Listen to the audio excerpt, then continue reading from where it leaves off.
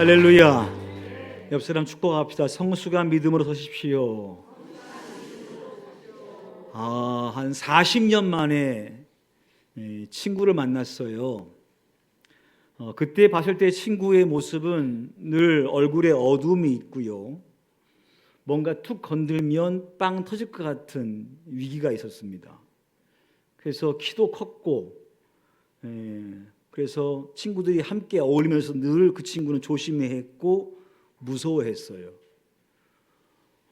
그렇게 봤던 그 친구가 이제 헤어져서 40년 만에 만났는데 전혀 다른 친구의 모습으로 변해 있었습니다.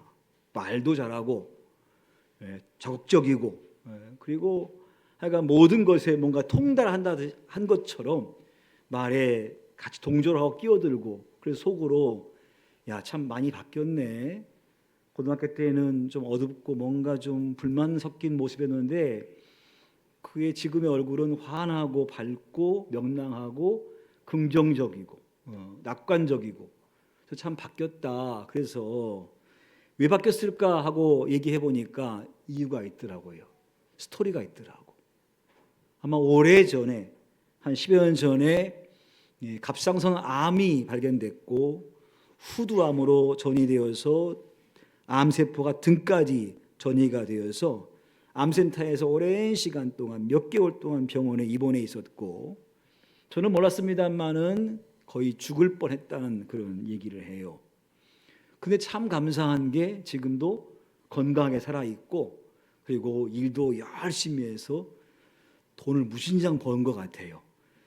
그런 말은 안 하지만 뭐 저기 강화도에 집이 있다, 서울에 집이 있다, 대전에 집이 있다, 또 어디에 집이 있다, 이렇게 하여간 뭐 집이 많다 그래요. 그래서 야, 속으로 너 돈 많이 벌었구나. 뭐 하는데?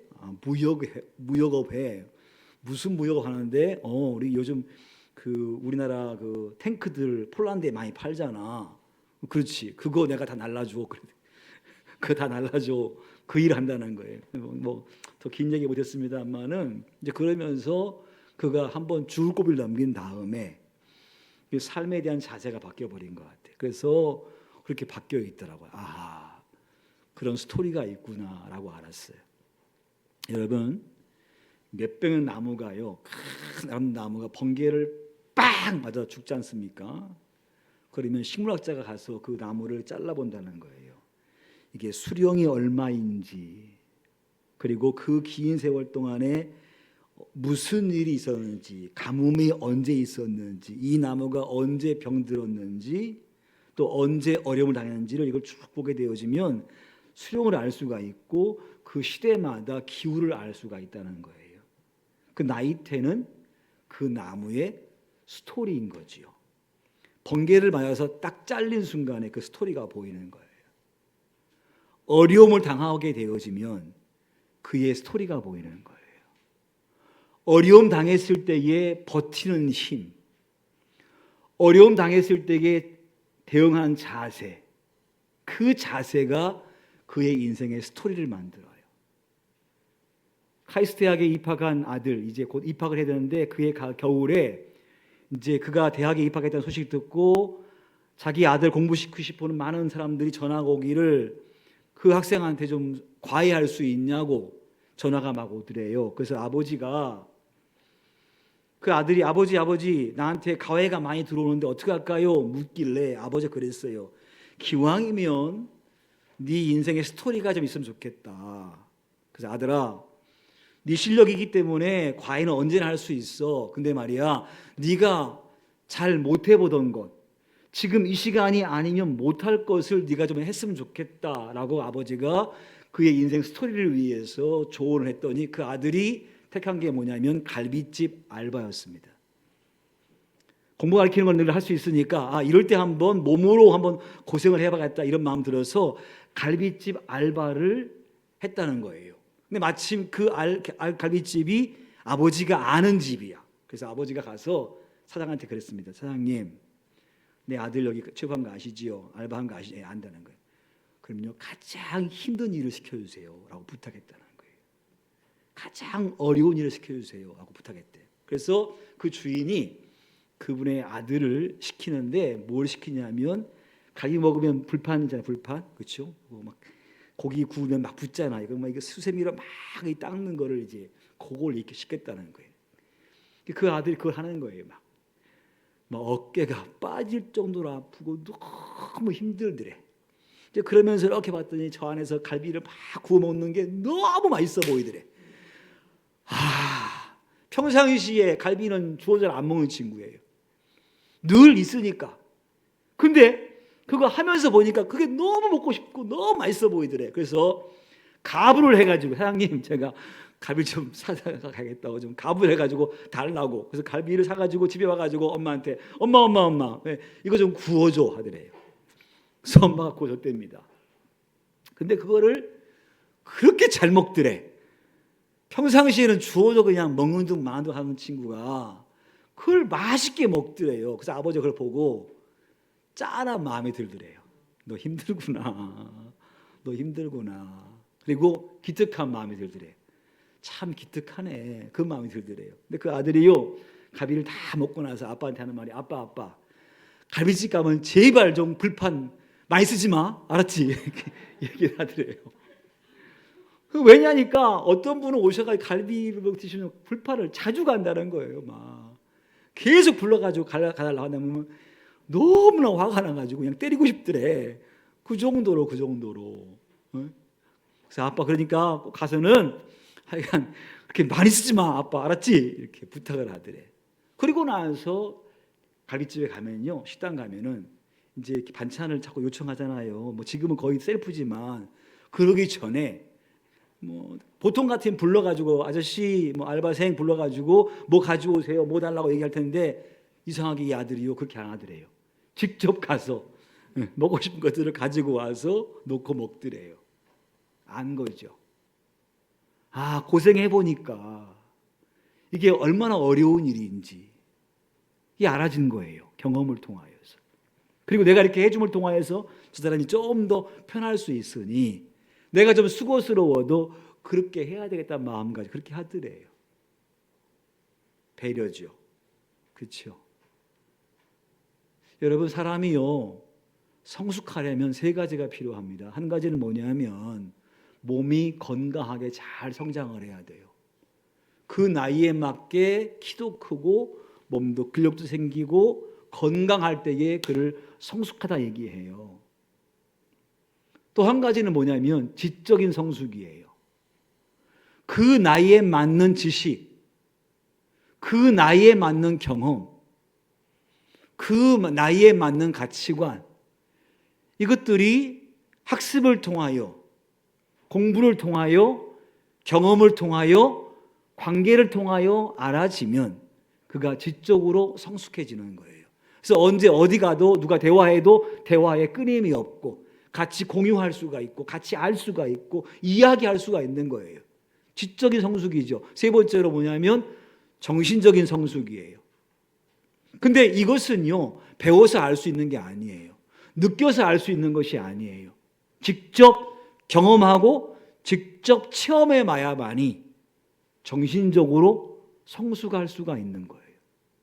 사람은요 힘들고 어려운 거 다 하기 싫습니다. 편하게 살고 싶은 것이 인간의 마음이에요. 근데 거기서 한참 더 나아가서 내가 수고를 마다하지 않고 고생을 마다하지 않고 거기에 내 시간과 내 에너지를 투자하게 되면 거기서부터 정신적인 성숙이 와요. 그래서 받고 생각할 수가 있어요. 그리고 배려할 수가 있어요. 남을 섬길 수가 있다는 거죠. 이걸 신앙으로 얘기하면요 영적인 성장은 그냥 생기지 않아요. 느낌으로 성장이 오지 않아요. 영적인 성장은 반드시 순종을 통하여 와요. 주께서 말씀하시는 것, 주께서 환경을 통하여 말씀하시는 것을 듣고 거기 내가 순종을 택할 때에 나는 영적으로 성장하게 되어지고 성숙해지는 거예요. 거기에 아름다운 그리스도의 성품이 나오게 돼 있는 거 아니겠습니까? 여러분, 하나님 뜻에 순종하려면 내 손에 감수해야 돼요. 물질의 손해까지도 감수해야 돼요. 그래야만이 내가 영적으로 성장할 수가 있어요. 여러분, 마음이 가난한 자가 복이 있는 줄 믿습니다. 다시 여러분, 가난한 자가 복이 있습니다. 제가 다르게 얘기했어요. 첫 번째는 무엇이 가난한 사람? 두 번째는요, 가난한 사람. 근데 가난하다고 해서 복 있는 것은 아닙니다.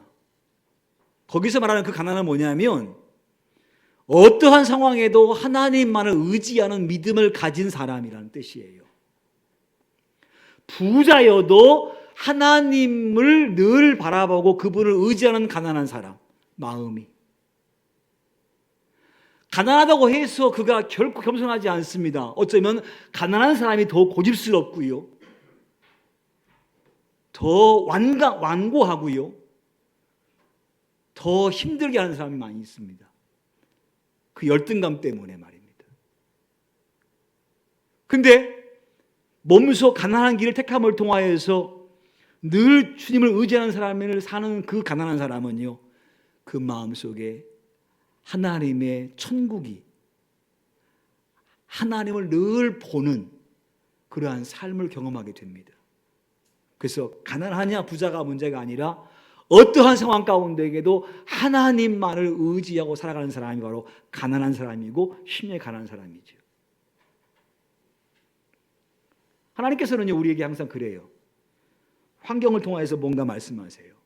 존 비비어의 관계라는 책에 보게 되면 이런 말이 나와요. 사람들은 어떠한 나에게 좀 부담스럽고 힘든 요구가 올 때에 거기에 대한 방어 기제가 생기는데, 그 방어 기제의 방법이 뭐냐면 나 시험 들었어, 이렇게 말한다는 거예요. 나 그 말 때문에 시험이 돼. 그 요청 때문에 나 시험돼. 그렇게 함을 통하여서 그 환경을 통하여 뭔가 나를 변화시키려고 하는 그 요구에 대해서 부정적인 방어 개념이 생긴다는 거예요.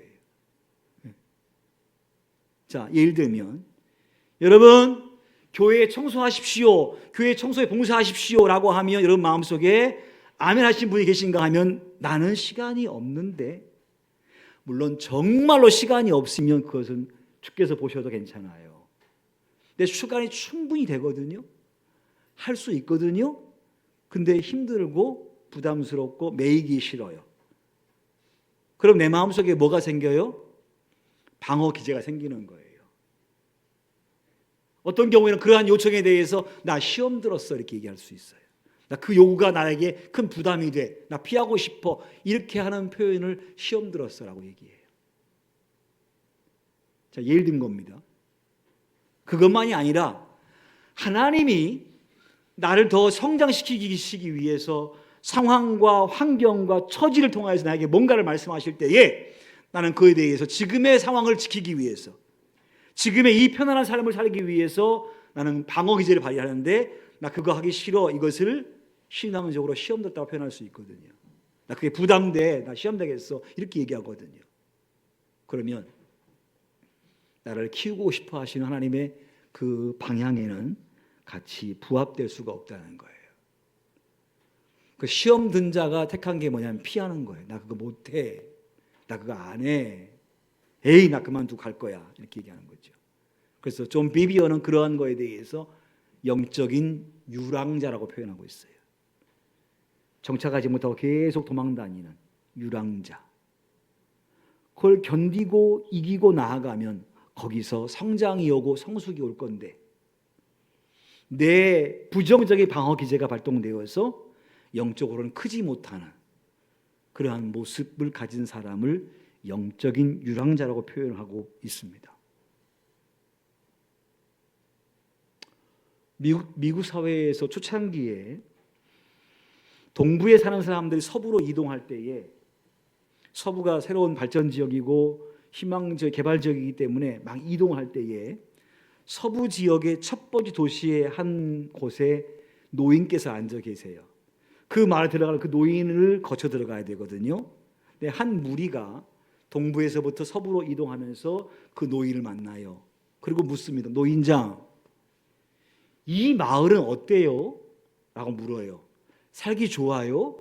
환경은 어때요? 등등 물어봐요. 그럼 노인장은 그렇게 물어요. 떠나온 곳은 어떤 곳이었어요? 이렇게 물어본다는 거예요. 그때 얘 떠나온 사람들 하는 말이, 아유, 떠나온 도시요? 아유, 정말로 살기 힘들었어요. 사람이 너무 악해요. 너무나 거짓말을 많이 해요. 너무너무 괴롭혀요. 정말 살기 힘들었거든요. 그래서 저희들이 이렇게 이주해서 왔어요. 라고 얘기해요. 그럼 노인께서 뭐라 말씀하시냐면, 여기도 마찬가지예요. 그랬어요. 그럼 그 사람들이 어떻게 되죠? 지나가요. 왜? 비슷하니까. 또 한 무리가 왔어요. 똑같이 물어봐요. 노인에게. 그때 노인이 그랬어요. 똑같이 물어봐요. 거기는 어땠어요? 떠나온 곳은 어땠어요? 그랬을 때에 그 사람들이, 떠나온 곳이요? 정말 좋은 곳이었어요.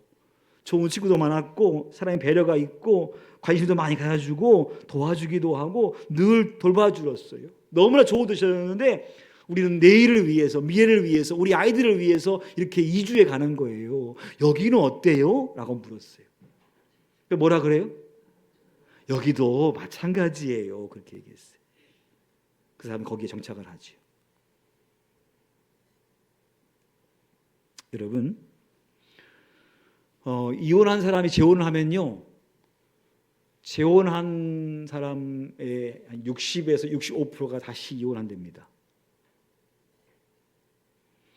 한번 실패했기 때문에 잘 살기를 꿈꾸고 재혼하지만 다시 이혼할 확률이 높은 거예요. 왜 그럴까요? 왜 그럴까요? 내가 안 바뀐 거죠. 내가 안 바뀌기 때문에 다시 이혼하는 거예요. 여러분, 부부라고 하는 것은 그래요. 돕는 배필이에요. 서로가 완벽한 존재인데 같이함을 통하여 더 완전함을 이루는 것이 부부입니다. 아들이 엄마가 차리는 반찬을 투정을 해요. 엄마, 왜? 반찬 얘기 뭐야? 맨날 똑같아. 불평을 했어요. 그러니까 엄마가 그래요. 야, 아들아, 아빠는 한 번도 나한테 반찬 수정 안 했어.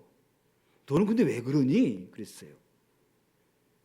서로 신경이 곤두서 있을 때 남편이 방에서 있다가 나왔어요. 아들이 아빠 보고 하는 말이, 아빠, 엄마 반찬 좀 봐. 이게 뭐야? 이렇게 불평을 했어요. 그때 아빠가 하는 말이, 야, 아들아, 엄마는 우리 집의 식모가 아니야. 엄마는 우리에게 밥 해주려고 계신 분이 아니야. 아빠도 한 번도 그런 얘기 안 했는데 너 지금 뭐 하는 거니? 그랬을 때 아내 얼굴에 미소가 살짝 돌았어요. 또 어느 날 아들이 그래요. 엄마, 청소 좀 해, 청소 좀. 이 방이 뭐야, 이게 막. 불평을 했어요. 아까 엄마가, 야, 내가 청소했거든? 근데 뭐가 이래? 하고 불평을 했어요. 아버지가 다시 나왔어요. 아들아, 엄마는 우리 청소부가 아니야. 왜 그래? 네 방 가면 가봐, 네 방. 네 방 깨끗해, 지저분해. 깨끗하죠? 그 누가 한 건데? 엄마가 한 거잖아. 엄마가 열심히 해도 전혀 티가 안 나. 집안일은 아무리 해도 늘 똑같은 것처럼 보이지. 근데 말이야, 엄마가 늘 하기 때문에 그런 거 아니야? 네 방법만 알 수 있잖아. 엄마는 청소부가 아니야. 아내가 웃어요. 배려죠. 그렇죠? 서로 돕는 거예요. 그러면 행복한 가정을 이룰 수 있어요. 불평하고 원망하면 끝없는 금이 가고 끝없는 아픔이 있고 상처를 주고받아요. 가장 가까이서. 여러분, 우리 안에 나를 지키기 위한 방어 기제가 계속 발동을 해요. 근데 하나님께서 여러분에게 항상 말씀하시거든요. 저분은 가만히 계신 분이 아니세요. 따라합니다. 하나님은 나에게 말씀하시는 분이시다. 아멘이시죠? 설교를 통하여 말씀하시고요, 성경을 통하여 말씀하시고요, 친구를 통하여 말씀하시고요, 환경을 통하여 말씀하시고요, 늘 말씀하시는 거예요. 여러분은 순간순간마다 그걸 다 듣고 계세요. 근데 내 마음속에 자기 방어 기제, 불편하다, 힘들다, 어렵다는 방어 기제가 계속 발동되어서 내 신앙과 내 인격이 성장하지 못해요. 늘 그 자리에 있어요. 근데 하나님은요, 그러한 나의 선택에 대해서 막으시지 않아요.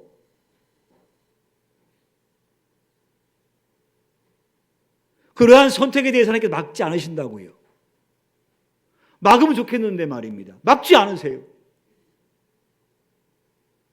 한 예를 들면 엘리야가 450명의 바알 신상 숭배자를 죽인 다음에 그 다음 날에 이세벨이 엘리야에게 한 말이 뭐냐면, 엘리야야, 넌 내일 이맘때에 네가 죽인 사람처럼 너 죽일 거다, 너 죽을 거야 라고 했을 때 엘리야가 막 도망을 가요. 저 북쪽 사마리아에서부터 저 남쪽 브엘세바까지 막 도망을 가서 지쳐서 쓰러진 다음에 거기서 죽기를 요구해. 하나님, 나 죽여주세요.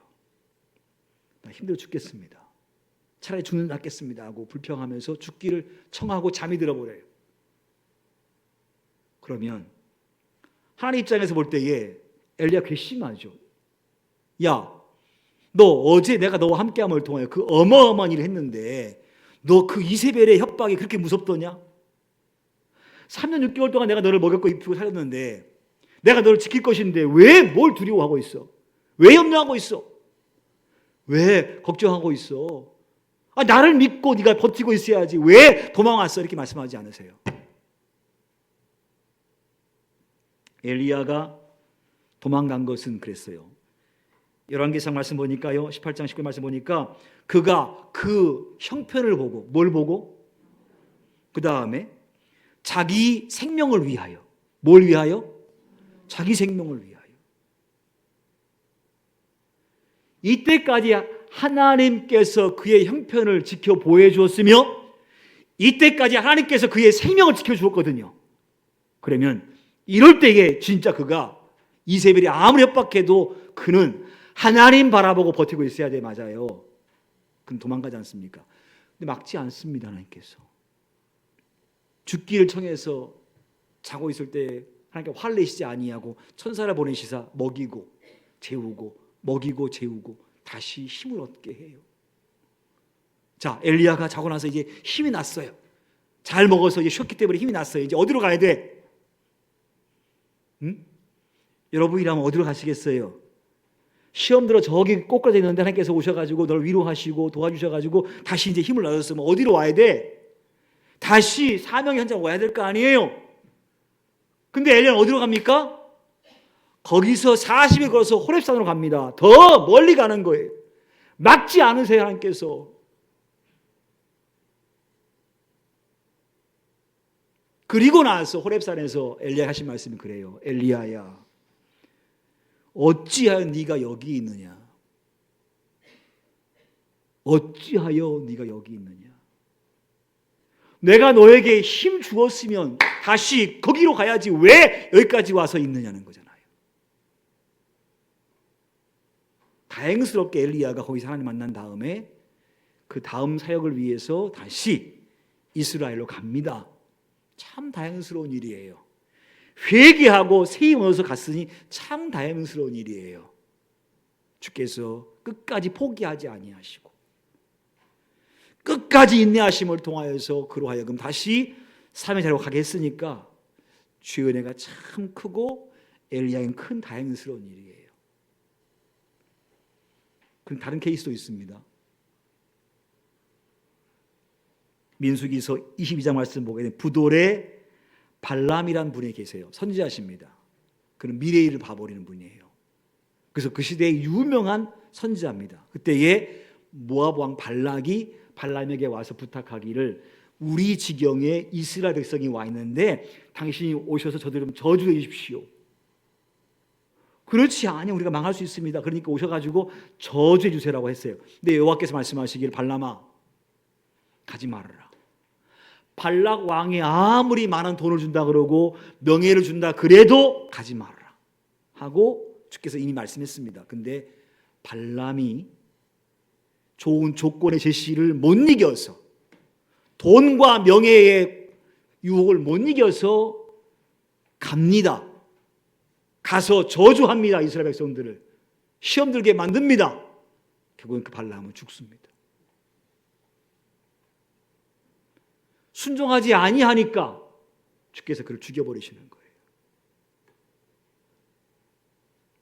엘리야는 순종해서 다행이지만 발람은 그렇지 못해서 결국은 죽임을 당하고 맙니다. 오늘 본 말씀 보니까요, 바울이 골로새 교회에 편지하면서 그런 얘기를 합니다.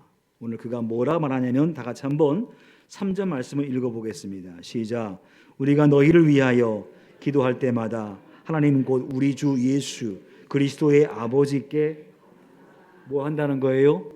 감사한다는 거예요. 기도할 때마다, 나 너희를 위해 기도할 때마다 난 너희 하나님께, 우리 아버지 하나님께, 예수 그리스도의 아버지께 참 감사하다, 참 감사하다. 바울은 아직 여기 안 왔습니다. 아마 에바 브로들을 통하여서 골로새 교회 소식을 들었을 것입니다. 그들의 믿음에 대해 들었을 것입니다. 들으면서 하는 말이 참 기쁘고 감사하다. 왜 감사한가? 4절 말씀 읽어볼까요? 4절 시작. 이는 그리스도 예수 안에 너희의 믿음과 모든 성도에 대한 사랑을 들었으며, 첫 번째 무엇 때문에 감사하다는 거예요? 너희의 무엇과? 믿음과. 그러니까 바울이 감사한 것은 그 교회 성도들의 무엇 때문에? 믿음 때문에. 그 믿음을 봤을 때 참 감사하다는 거예요. 바울이 볼 때에 참 그들의 믿음이 참 좋구나, 참 기쁘네, 이런 마음이 드는 거예요. 여러분, 믿음을 어떻게 할 수 있어요? 그분의 믿음을 어떻게 할 수 있냐고요? 그렇죠. 기본적으로 구원의 확신, 그렇죠. 나 예수님 믿어서 구원받았어, 모든 죄 사함 받았어, 나는 이제 죄의 멍에를 매지 않을 거야, 나는 이제부터는 하나님 말씀대로 순종하고 살 거야 라고 하는 개인적인 신앙 고백이 분명할 때에 저분에게 믿음이 있어 라고 얘기해요. 그렇죠. 여러분 모두가 구원받았죠? 죄사함 받았죠? 죄를 짓지 말아야 되겠죠? 할렐루야. 죄를 짓지 말아야 돼요. 죄를 지으면 철저하게 회개하셔야 되고 돌아서셔야 돼요. 죄의 싹은 사망이니까. 죄가 내 안에 들어와 버리면 내 인생의 행복은 사라지게 되어 있습니다. 평안함은 사라지게 되어 있습니다. 늘 염려와 근심이 오게 되어 있습니다. 근데 죄를 짓지 않으니 우리 마음속에 담대함이 와요. 걱정이 없어요. 두려워하지 않아요. 염려하지 않아요. 왜? 내 믿음이 나로 하여금 그렇게 갖도록 해주세요. 할렐루야. 늘 마음속에 영생을 사모하고 살아갑니다. 이러한 믿음을 가지고 있으면 참 믿음 좋아 라고 얘기하고요, 바울은 목회자이기 때문에 그러한 성도를 볼 때 마음이 흐뭇한 거예요. 여러분도 마찬가지 아닙니까? 제가 볼 때 여러분들이 신앙생활 참 잘해요. 사명을 따라 살아가고 있고 주 앞에 최선을 다해 헌신하고 있고, 그러면 제가 볼 때 여러분을 축복하고 싶은 마음이 들어요. 참 그분 훌륭하셔. 그분은 참 열심히, 누가 비교해서가 아니에요. 누가 비교해서가 아니라 제가 볼 때에 그분이 그렇게 하는 걸 보면서, 비록 남과 비교해 볼 때에 적다 할지라도 제가 보는 범위 안에서 그 정도도 훌륭하신 분이셔라고 인정할 수 있어요.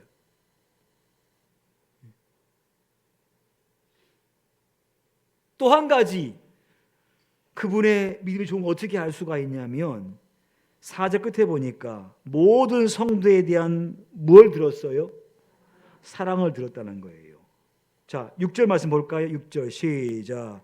이 복음이 이미 너희에게 이름에 너희가 듣고 참으로 하나님의 은혜를 깨달은 날부터 너희 중에서와 같이 또한 온 천하에서도 뭘 맺어? 열매를 맺어. 어떻게 했다? 잘한다는 거예요. 뭘 맺었다는 얘기예요? 열매를 맺은 거예요. 사랑의 열매를 맺는 거예요. 신앙의 열매 맺는 거예요. 열매가 그의 삶 속에 보이는 거예요. 그래서 바울은 내가 참 기쁘고 참 감사하다라는 거예요. 복음이 들어간 그 순간부터 지금까지 너희의 믿음과 모든 성도에 대한 너희의 사랑, 그 열매가 보이니 난 참 기쁘고 참 감사하다, 그렇게 말씀하고 있는 거예요. 믿음이 잘 크고 있는 거죠. 성장하고 있는 거죠. 그래서 기쁜 거예요. 사랑하는 성도 여러분, 본인을 향한 방어 기제를 좀 거두십시오. 그리고 하나님께서 내 상황과 형편을 통하여서 하시고자 하는 거룩한 그 부르심과 명하심에 순종하는 은혜가 있기를 간절히 바랍니다. 신앙에 좀 성장하십시다. 여러분을 통하여서 하나님의 위대한 일이 이루어지기를 간절히 축복합니다.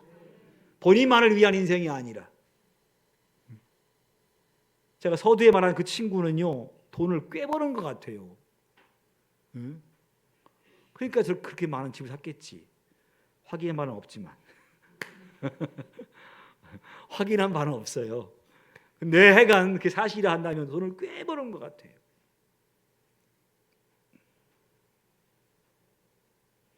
근데 안타까운 것은 그 친구가 예수 안 믿는 거죠. 네. 그렇잖아요? 여러분, 하나님께서 우리를 부르신 목적은 우리를 통해서 위대한 일을 이루시기 위해서 부르신 줄 믿습니다. 예, 그래요. 그렇기 때문에 여러분 모두가 주님을 잘 섬기시게 되어지면 주께서 말씀하신 것처럼 여러분 모두가 복의 근원으로 쓰임 받게 될 줄 믿습니다. 할렐루야. 예. 근데 이게 더 중요해요. 복 받는 것보다 더 중요한 게 뭐냐면 따라합시다. 사명을 따라 살아가는 것이다. 자, 복을 받는 게 중요한 게 아니에요. 중요한 것은 사명을 따라 살아가는 거예요. 그 사명을 이루면서 복까지 누리시는 은혜가 축복합니다. 자, 보세요. 베드로가 주님 말씀 들으시고 이렇게 했어요. 내가 말씀에 의지하여 그물을 내리리이다 했지 않습니까? 그래서 고기를 잡았어요, 못 잡았어요? 어마어마하게 잡았어요. 동료 배를 불러가지고 2배 가득 채우게 잡았어요. 평상시 번 것보다 몇백 배를 버는 것 같아. 그게 복이 아니에요. 복이 아니에요. 복이에요, 복. 근데 그게 진짜 복은 아니야. 그것은 다 없어져. 시간 지나면. 진짜 복은 뭐냐면 그가 그것을 경험한 다음에 배와 그물을 버려두고 예수님을 따르니라 그랬어요. 그렇죠? 물질의 복이 복이 아니에요. 진짜 복은 뭐냐면 사명을 따라가는 게 복이에요. 그러면 그 물질 가지고 사명을 따라 살면 더 복되겠지요. 할렐루야. 그것은 뭐예요? 말씀에 의지하여 그물을 내릴 때 가능한 거예요. 내 방어 기제, 나 편하기 위해서 계속 거부해버리고 나 그거 시험 되겠어, 나 부담스러워, 시험 들겠어, 왜 그렇게 하는지 몰라 하고 혹시 나를 방어하는 것으로 계속 방어해버리면 나는 신앙의 유랑자가 되는 거예요. 안 커요. 늘 그 자리예요. 그러나 말씀에 의지하여 그물 내리게 되어지면, 내가 순종하면 오늘 우리의 삶 속에 하나님의 역사와 놀라운 주의 계획이 여러분을 통해서 이루어진 줄 믿습니다. 그래서 보기 좋게 성공해서 사명을 이루든 아니면 초라하게 사명을 이루든 간에 그는 그렇게 얘기할 거예요. 나는 정말로 복 있는 사람이라고. 할렐루야. 그러한 거룩한 신앙 되시기를 주의 이름으로 축원합니다. 찬송합니다.